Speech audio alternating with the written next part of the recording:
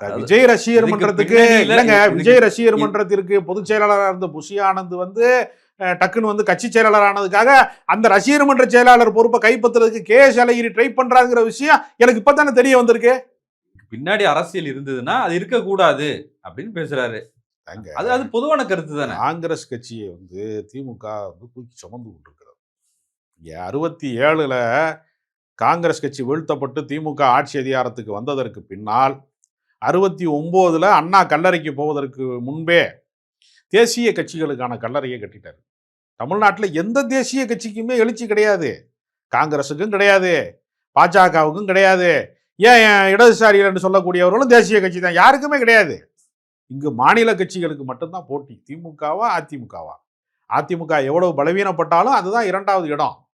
நீங்க தனிப்பட்ட வசீகரமாக ஒரு சினிமா நடிகனை முதன்மைப்படுத்துவதனால, ஒரு ரசிகர்கள் வந்து விசிலடிக்கிறதுனால, ஒரு கும்பல் வர்றதுனால அவர் ஒரு ஓவர் நைட்ல வந்து பெரிய ஆள் ஆயிட்டாருங்கிறதெல்லாம் வந்து சினிமாவில் வேணா ஒரே பாட்டில் ஒருத்தன் பணக்காரன் ஆயிடலாம், ஒரே படத்துல ஒருத்தன் வந்து பெரிய ஸ்டார் ஆயிடலாம். அரசியல் அப்படி ஆகவே முடியாது.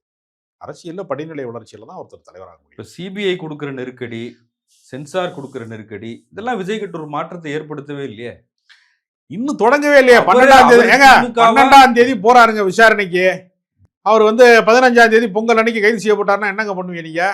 விஜய் வந்து அப்படி வீரம் அடிப்பாரு. சினிமா டைலாக், அதுனா சர்க்கார் படமா? அது எங்க விருப்பமா இருக்கலாம் சார். விருப்பம், எனக்கு என்ன விருப்பம் இருக்கு? விசாரணையாக போறாரு. விசாரணைக்கு போனாங்க, ஜெயலலிதா கூட தான் விசாரணைக்கு போனாங்க, அரெஸ்ட் பண்ணிட்டாங்க பார்ப்பன அக்ரஹார சிறையில.